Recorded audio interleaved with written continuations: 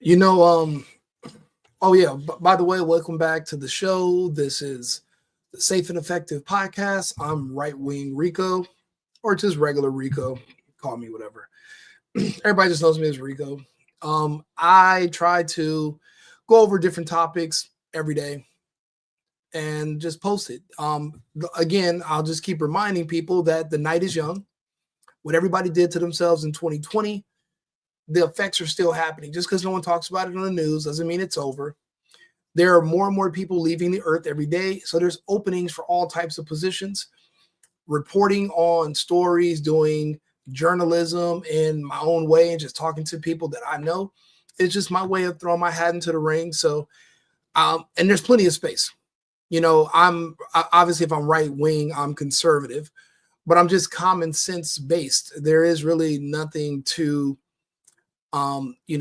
amazing or too radical about my views. It's just basic common sense. Growing up in America, growing up around people who believe that men and women can make children, 1 + 1 = 2. All this other stuff is new.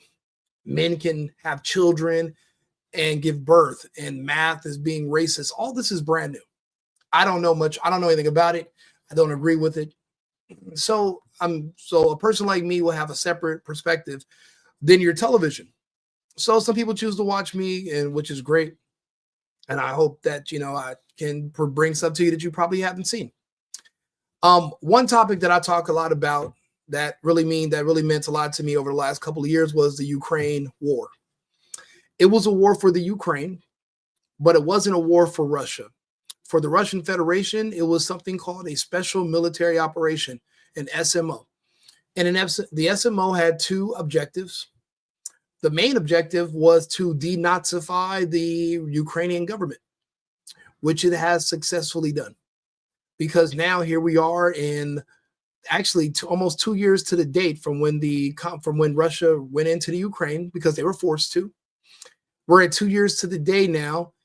Actually, what is this going on? Actually, no, they went in 2022, so this is 3 years. 3 years. And from the beginning, they've been telling you that the Ukraine was winning. They lied to you. I and other commentators on the internet have been coming to the public and saying, hey, we watch Telegram. We read the news in other languages. We read the reports on the battlefield. We look at the advancements of the troops. We're not just getting information from MSNBC or from CNN. And the Russians are not losing. The Russians' casualties are far less than Ukrainians. I think it's 1 Russian death for every 8 Ukrainians. I'm sure it's higher by now, but if you listen to American media, they were telling you that it was the other way around and that the Ukrainians were winning. In the United States, we have a colloquial term for that. It's called getting someone gassing you up. Someone gassed you up to get your ass kicked. I'll give you an example of how the Ukraine war, so you can understand it a little bit better. Remember say you're in high school, right? And there was a big kid that you wanted to fight, but you were scared to. But you wanted to see if this big kid could hit hard. And you find some mentally handicapped kid in the lunchroom, and you say, hey, kid, I'll give you $10 to go pour your milk on top of, the football player or whatever. Just pour the bully or the guy you don't like. I'll give you $10 to go pour your milk on his head. The handicapped kid's like, sure, $10, and I get to be friends with you because no one talks to me because I'm a pariah in society. And he walks over there with a full container of milk and just dumps it on this kid's head. He's doing it because you told him to, but what you want to see is how hard the bully can hit. Maybe he's not really a good fighter, but no one's ever tried him out. He's a big kid. And you watch this handicapped kid get the dog shit beat out of him. That's that's the best analogy I can come up with to describe what's happened in the Ukraine. We gassed those people up. We paid those people to send their men, 3 generations worth, 500,000. Some reports say it's higher than that. All men We paid them and they threw their men into the Russian meat grinder just because we wanted our military industrial complex wanted to see how hard the Russians can hit. We watched the Russians test their weapons, but what we wanted to see if the Russians would use nukes. We also wanted to see if Russia had some kind of exotic weapon that we didn't know about. And they gave us a sample of one. It's called the Orishnikov. And I'll play the video actually for you. But it looked like, if you remember the G.I. Joe movie, remember the rods from God? It leveled about 5 miles worth of factories in the Ukraine in less than 20 seconds. Turned the whole area to dust. Nobody in the Western media talks about the Orishnikov anymore. No one's brought it up. This is an exotic weapon that no one's ever seen on Earth. And no one talks about it in our Western media. But let's go to why. I want you to see what you've been experiencing and how bad they've been lying to you this whole time. The Russia-Ukraine war is entering a stalemate. The war has reached a stalemate. Deadly stalemate. In other words, neither side can win because it's a stalemate. Stalemate. Those are the headlines tonight. But are they behind? Like yesterday's news, is the real truth the Ukrainians are winning. We know that this is inevitable, that Ukraine is going to defeat Russia. Ukraine is winning this war. Ukraine is winning this war. Ukraine will win this war. Ukraine is winning this war. Ukraine will win it because I have been there, I have worked there, I know. He said Ukraine winning the war is now not in question. Ukraine will win, and it will happen very soon. We can finish everything in weeks. Victory will be in very short period. They say Ukraine will win. Ukrainians will win. And I haven't met a single person yet doesn't say Ukraine will win. Russia's bad, Ukraine is good. What else do you need to know? It's a stalemate which only brings death and suffering. A true solution can only be found at the negotiating table. Now, if you listen to this man, he's speaking German, so I can understand what he's saying. He's in Austria. He knew these Ukrainians were being wiped from the map. He knew they were being deleted in mass numbers, and he sat there and lied to you. Why? Why are all these people, especially the ones who don't live in the United States, the ones who live in the U.S., okay, that's their job because they're being paid, but then you look at these Europeans and these people around the world that were literally all saying the same exact thing, reading from the same script. That's all, that's USAID. That's money from the United States Agency for International Development was paying them to lie to their public or their viewers to literally convince these Ukrainians that they could keep fighting and win. These Ukrainians were not being told the truth about what was going on the front lines in the Ukraine. Once they found out, men stopped wanting to volunteer to go just get thrown to the meat grinder. So they started coming up with, they would have basically military people that would go drive around schools and to malls and to stores, and they would just snatch men off of the street, throw them in a van, take them to training for a few days, or just immediately send them to the front lines to be destroyed. Generations of men. A lot of the stuff is just now coming out. There was a terrorist attack 2 days ago. A woman whose son and her husband were conscripted. They were conscripted. Conscription is when you're basically forced into fighting. They were conscripted, and both of them have been liquidated. She lost them both, and what she did was she made a bomb, and she went around a bunch of Ukrainian conscriptors, those people that kidnap you and take you to go fight, and she detonated it, and she wiped out a few, and she killed a few, and some were injured. There's a resistance in the Ukraine right now fighting back against this whole. They're fighting internally to get this war to stop or to make it uncomfortable. But now that the U.S. has already said we're not funding it no more, Europe is on their own to fund it, but they're not. They won't even pay their fair share of membership in the NATO. You think they're going to pay to go fight in the Ukraine? And for what? What do you get out of fighting in the Ukraine? Ukraine's not an ally. Ukraine's not in the EU. They're not a trading partner. You don't have factories in the Ukraine. There's really no benefit. But just like the same people who lied to you and told you Kamala Harris was 50-50 to win against Trump, just so that they could get you to throw away donations and time and waste your vote. There are people that were paid to tell these Ukrainians to keep fighting. The Russians are running out of ammo. The Russians are weak. They're scared. They're having to fight with shovels because no. The reason the Russian Federation military was carrying shovels is because they see the Ukrainians as their cousins and brothers. And when they would delete a lot of them, they would actually dig graves and bury them out of respect. The Russians always said the Ukrainians were good fighters. They were strong. They didn't want to do this to them. They were forced to. If not, the Ukrainians, since it's an open country corrupted by USAID money and the George Soros foundations that put money in there to go against Russia, they were going to bring in NATO and let NATO bring weapons and missiles and put them on the border of Russia into Ukraine. Russia could not allow that. They couldn't. We wouldn't let Russia put missiles in Mexico. We wouldn't let them put them in my country of Cuba. Wouldn't let them do it. So we cannot expect anything less. This is what our American tax money went to. This is the direct result of USAID. Pay attention to the Ukrainians who are not speaking, the people who are not speaking English, who are telling these Ukrainians the same lies as the Americans, and just look at how everything overlaps. They say they're reading from the same script because they're being paid to do so. Bans RT. There's no way the Ukrainian army would be able to win a Foxfire's Tucker. This war cannot be lost. Ultimately unwinnable. Defund. Ukraine is not winning. But everyone you meet. They banned Jackson Hinkle for telling the truth about what's going on in the Ukraine. They literally tried to take Russell Brand with these outlandish allegations of rape off the air. They fired Tucker Carlson. They fired Tucker. They didn't fire Tucker because of the Dominion voting machines BS. They fired him over the Ukraine. Somebody made a phone call to Fox News and got him kicked off in 1 day. 1 day after a phone call.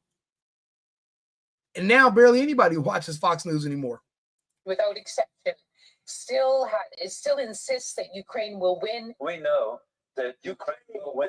Ukraine will win. Putin's already lost the war. I've never been more certain. There is no possibility of him winning the war. He's already lost it. Joe Biden, that demented old Skeletor corpse, told you that the Ukraine was winning. They knew it was not. This war was over before it started. Remember, the Russians are the jock. The Ukrainians are the mentally disabled kid that you paid $10 to pour milk on so you can see how hard the jock can hit. Because you know if you fight him, you're imagining how hard he's going to hit you. That's what happened in the Ukraine. This was not rocket science. I know that Ukraine will win. Ukraine will win. That's 4 separate channels verbatim saying the exact same thing. GBN. This is another channel, Sky News. They're all repeating the same exact verbatim narrative because they were being paid to. Ukraine will win. Ukraine is winning this war. Ukraine will. Now, look who this is. Sean, what's his name? Sean Penn? Sean Penn. He was paid $3 million? $3 million to go do a photo shoot in Kiev with Zelensky. All these people were paid to lie, to gas these people into committing suicide. This was not a war. This was literally a mass, let's just delete each other celebration. This reminded me of, what was the name of that, the Heaven's Gate cult? Remember where they drank the Kool-Aid and they put the Nike Cortezes on? Except, and the entire male population of a country wore Nike Cortezes and drank Kool-Aid. That's exactly what this is. Ukraine is winning this war. Extraordinary moment from the foreign minister predicting how this war will end. Ukraine will win. Truth will prevail and Ukraine will win. And no. It's, I have a cousin, right, who lies a lot. And me and my other cousin, we listen to him and we're like, man, he just lies. The reason we say he lies a lot is because he says something that's not true, but he wants it to be true. It's kind of like people who remember that movie, The Secret, where people say things and hoping they can speak it into existence. It's kind of like what they were doing here, except remember, the Ukrainians Zelensky said he got half of the 175 billion that was sent there. So these lies are to justify where $100 billion disappeared to. They wanted you to understand that you're sending your money to the Ukraine when they pass these bills. They don't want you to protest. They don't want you to file lawsuits. They want you to go along with it. That's why they have to lie to you. They want your American money. We make a lot of, compared to the rest of the world, we make a lot of money here in America because of how we have our tax system set up. We're not a communist or a socialist country where they tax us 90% of our income so we can get free health care. People always talk about, oh yeah, why don't we got free health care? Free health care isn't free. Look at the Canadians. They wait in line for hours. And then when they get to see a doctor,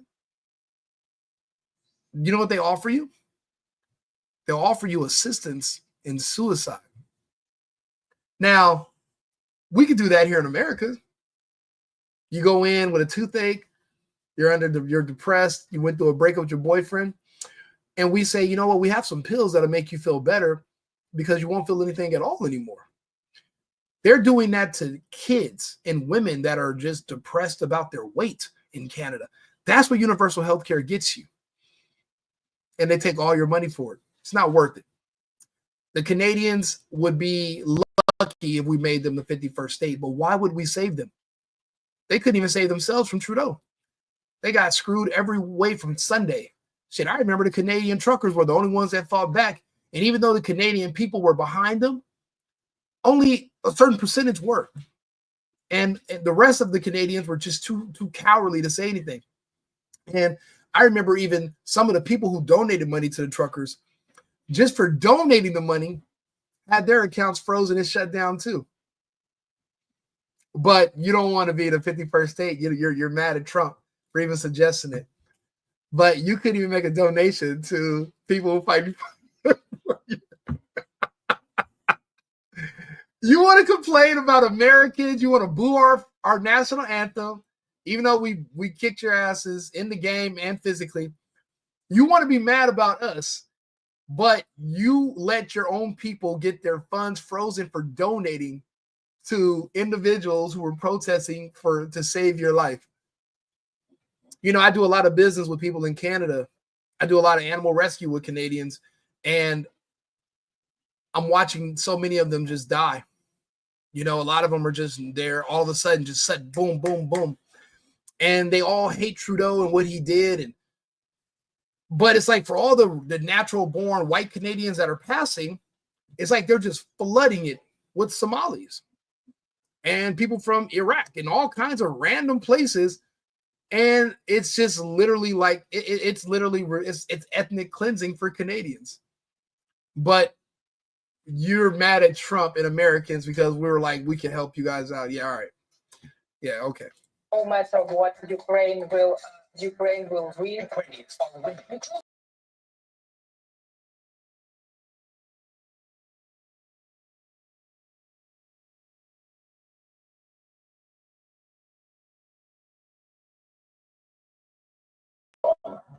More. They can't win. Ukraine will win. In any way, yes. We are more than before that.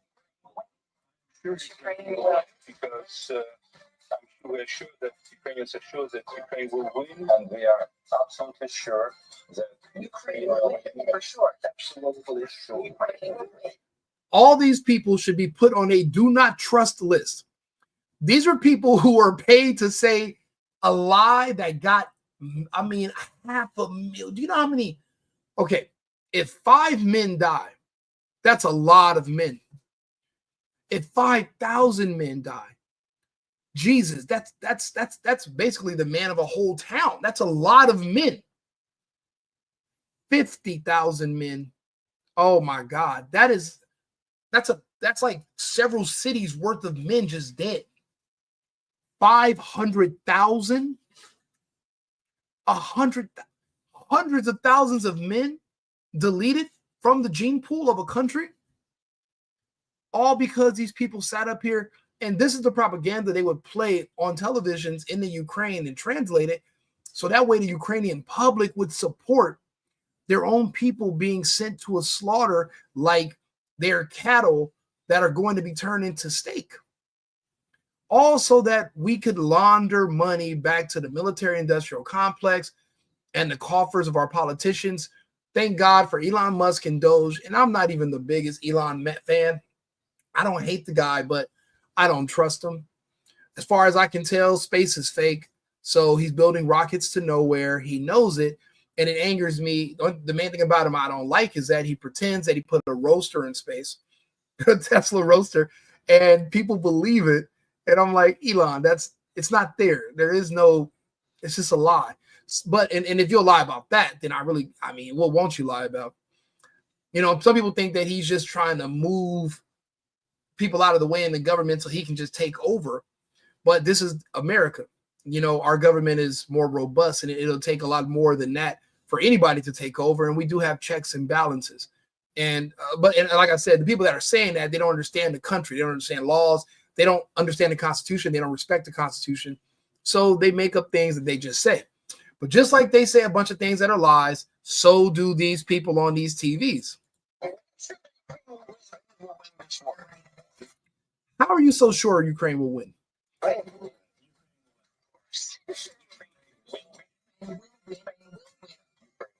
Sure, the Ukrainians will emerge victorious. The victory is ours. It certainly consistent with what Pentagon has assessed.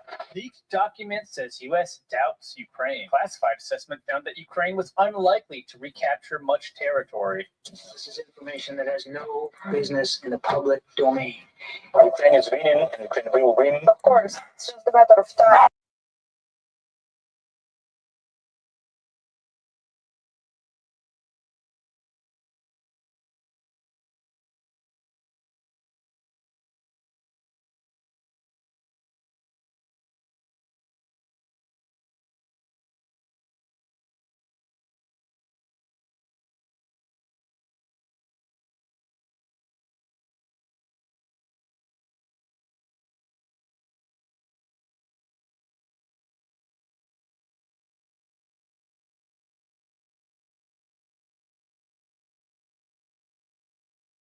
It wasn't this war. I think the Russians know it. They're losing badly. It's hard to tell, but it's clearly losing the war. You know what? I'll be honest. That's the only thing Biden said that was correct. He lost the war in Iraq because he was not fighting it. So by default, technically Biden was correct. So I guess we can say that.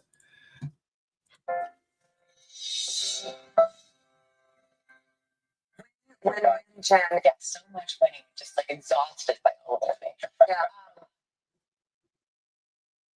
The war in Ukraine has been described to me by a defense official as a war of inches at this point. That even with the extensive support that the West has given Ukrainian forces, there have not been any significant breakthroughs. Andrea, is what we're seeing, is this the definition of a stalemate? Well, I think that's certainly the narrative that is coalescing. And it is true, as you say, that the front lines haven't meaningfully changed in many, many months. But I think that narrative Lies.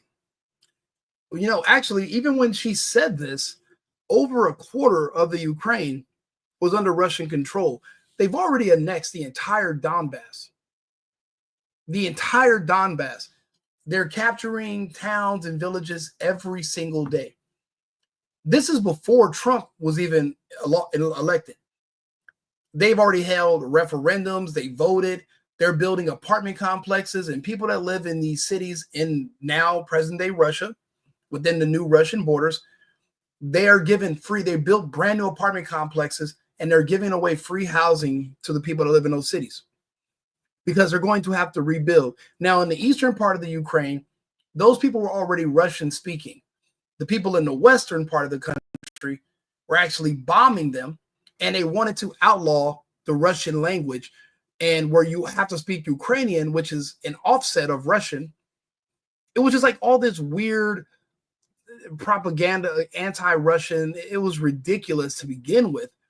And obviously it was not sustainable long-term, because now it's going to have to all be reversed. Those laws they created that said the Ukraine cannot negotiate with Russia has to be reversed. Laws that specifically said no one could negotiate or speak to Putin had to be reversed. So right now, there's a issue with the Ukrainians where Zelensky is mad that he was not invited to the meeting. Why would you be? For 3 years, the war in Ukraine has pitched Russia against the West, a coalition of Europe and America. But now, suddenly, old loyalties seem to be fraying before our eyes. We are very thankful for American support. This was Volodymyr Zelensky meeting the American Secretary of State, Marco Rubio, and the Vice President, J.D. Vance, a couple of days ago, worried that the US is now unilaterally setting up peace talks with Russia. The Ukrainian leader adamant that his nation cannot be excluded from discussions about its own future. Sir, if it took American money to even keep your nation afloat the last 3 years you've been in this nonsensical, pointless fight, then you don't have a nation. You have a colony of the United States that we did not actually even officially make a colony. You were just someone we threw money at to do our dirty work because we didn't want to do it ourselves. He was hoping they were going to send American troops, but Pete Hegseth, he literally shut that all the way down. And he literally spoke to all the leaders in Europe and let them know we will not be, that Article 5 will not be triggered. If you guys make an army in Europe and you guys attack the Russians, the United States will not come to save you because we will not adhere to Article 5. The war is over. If you guys want to build up your own military, spend your own money and go to Russia and let the Russians wipe you out too, go for it. Us in the United States, we will not be joining you in those body bags. You will be on your own. And again, there's no point in talking to Zelensky. He's not the one in control. He's not in charge. He's just a guy, a puppet, a face. And he has served his purpose. The Biden administration is gone. So why is he even still talking? I will never accept any decision between the United States and Russia. You don't have to. What are you going to do? Fight the United States? You can't. You couldn't fight Russia. The Russians took it easy on you. They didn't. They could have went crazy like they did, but they didn't. They could have just took the whole country. They didn't. They were hoping that it would come to some kind of agreement before things got this far. But now they understand that if you do settle and you leave the lines where they are now, then once Trump's not president no more, and 8 years from now, 12 years from now, whatever, they can just start slowly building up NATO troops on this new border in the Ukraine. Now you're back to where you started 3 years ago, which would literally defeat the purpose of risking the lives of your own men, your own soldiers, just to end up with an armistice where you're basically in the same situation with just a few hundred miles difference. It doesn't make any sense. They can't accept that. There is no any leader in the world who can really make a deal with Putin without us, about us. The idea of Trump and Putin forging closer ties troubles many. Among them, plenty of these European leaders now about to hold a hastily arranged get-together in Paris, trying to make sense of this rapidly changing world order. At the forefront, Keir Starmer and Emmanuel Macron. Britain and France have always seen themselves as America's strongest allies in Europe, but both now pushing back against Washington, insistent that peace talks must include Ukraine. We all desperately want the war to end. I think it's clear for that to be a durable peace, Ukraine has to be at the table, has to be part of that. The Ukraine is the reason that there's a war. They cannot make decisions for themselves. They were paid to go into a fight. And now without the funding, there is no more fight. They are a paper tiger. There's nothing to talk to the Ukrainians about anymore. We don't need Zelensky's permission. he has no more money. He can't talk about anything. It's over. And the Americans we're not sending troops over there. It's essentially done. This war ended the way the Russians decided it would end. And I don't know if they're going to keep the name of the country as the Ukraine or not, but I mean, they could change it if they want. I mean, who's going to stop them? Of a stalemate is both wrong and it's unproductive.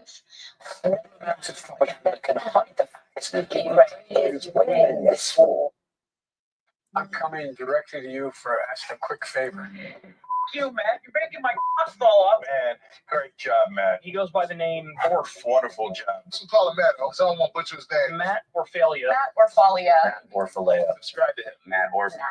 Matt Orphala. Matt Orphalea. Subscribe to Matt Orphala. He's the guy behind this incredible video. I thought it was great. There's really, again, there was an emergency meeting and the Ukraine is mad that they were not involved. I don't understand. Let's see here. Pete Hegseth and Europe.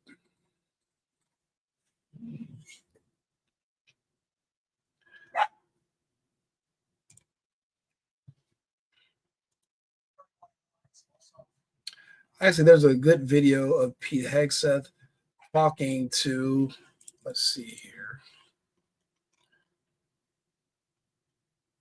The worry here is that, is this actually a war that's winnable from a Ukraine perspective? And is it losable from a Russian perspective, given that Putin only wanted a special military operation? If you explore those questions, the danger is you come to the conclusion that this is possibly not a winnable war for Ukraine. Ukraine will probably never liberate Crimea and the Donbass, and therefore it's more a question of where the line gets drawn on the map as to when the war stops. And the West has got lots of its domestic priorities. Here in London, we have there's a cost of living crisis, there's an inflation crisis. We don't have the weapons in our inventory. We're doing the best we can to support Ukraine, but we can't keep going like this. Him saying they don't have the weapons in their inventory anymore means that all their weapons were sent needlessly to the Ukraine, and the Russians have successfully destroyed them all. All of these countries are demilitarized right now. They sent the best of the weapons that they owned. They wiped out their entire military stockpiles for nothing, hoping they would be able to get USAID and American funding to replace them, because that was the deal. The Americans told them to send their weapons to the Ukraine and we'll buy you new ones.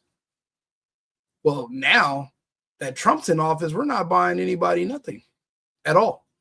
So now you're demilitarized. If the Russians did want to take Europe, there would be no one to stop them. If the Chinese decided to take Europe, you guys don't understand. They gave all of their weapons to the Ukraine 2 years ago. They just literally were donating all of their ammo, all of their munitions. And then USAID was paying television stations in different countries to say, release the leopards, give them these. It's a wonder weapon. It's going to turn the tide in the war, turn the tide in the war. They were just trying to convince these countries to demilitarize and basically let their own guard down. Europe is exposed right now. They have nothing. Nothing. Nothing. That's what he's admitting. We gave all. We don't have the stockpile anymore, and they don't have a military industrial complex. There's nobody printing bullets in Europe right now. No. The Russians have a war economy. There's no country in the West that has a war economy right now where we have factories making weapons. Lockheed Martin and Raytheon are not in charge. They're not building brand new tanks to send over there for what? It's just it's insane. But listen.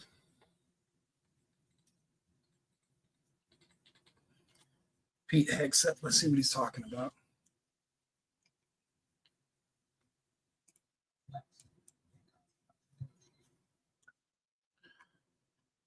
Let's see here.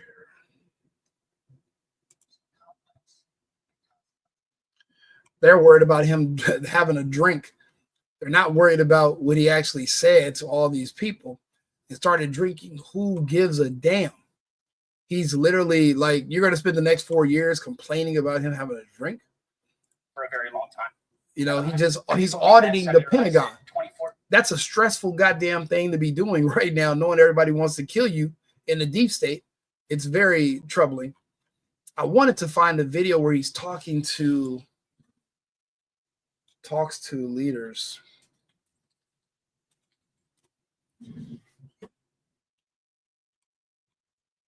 No, it's not the Senate Majority Leader in Europe. He just spoke to everyone in Europe.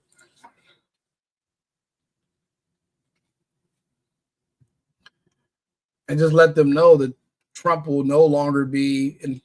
It's 3%, or it's 4%, more like 5%. Real investment, real urgency. We can talk all we want about values. Values are important. But you can't shoot values. You can't shoot flags, and you can't shoot strong speeches. There is no replacement for hard power. As much as we may not want to like the world we live in some cases, there's nothing like hard power.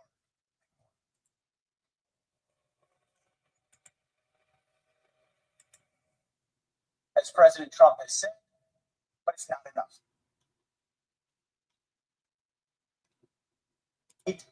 The moment.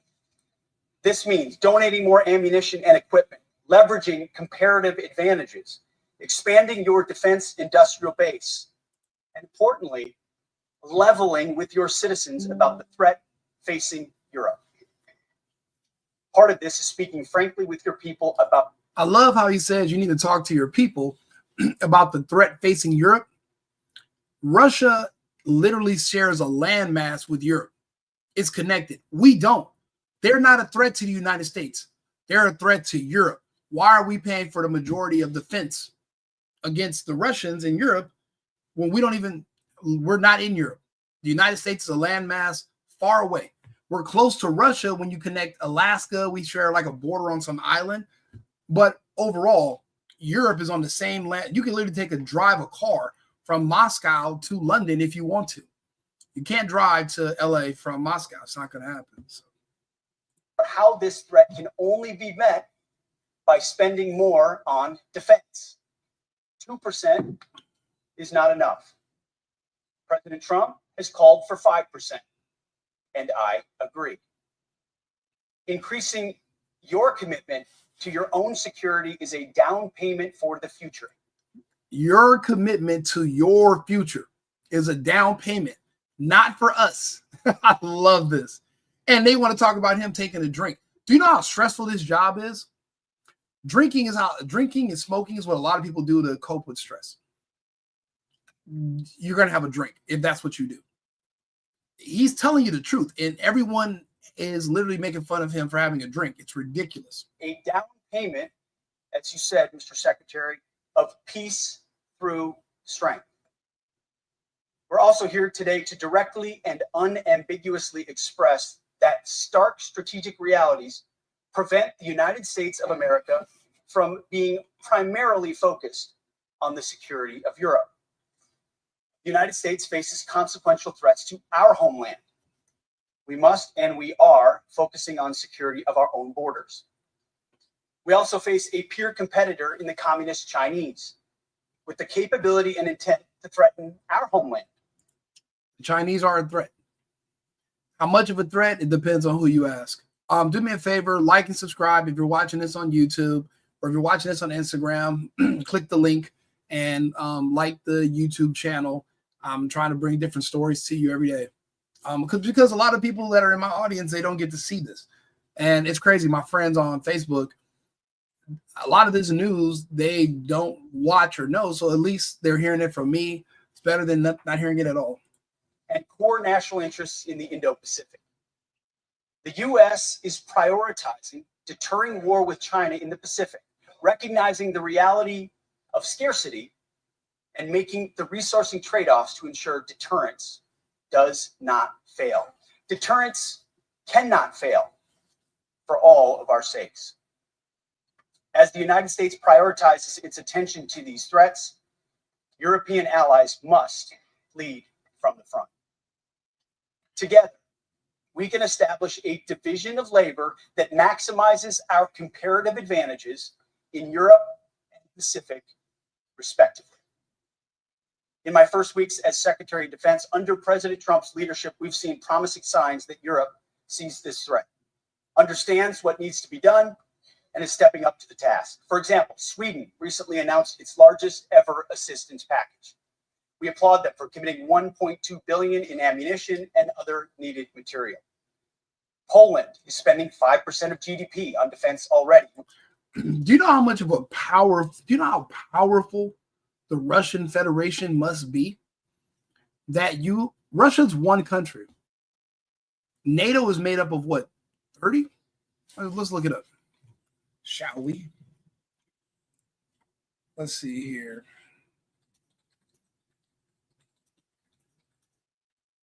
How many countries are in NATO?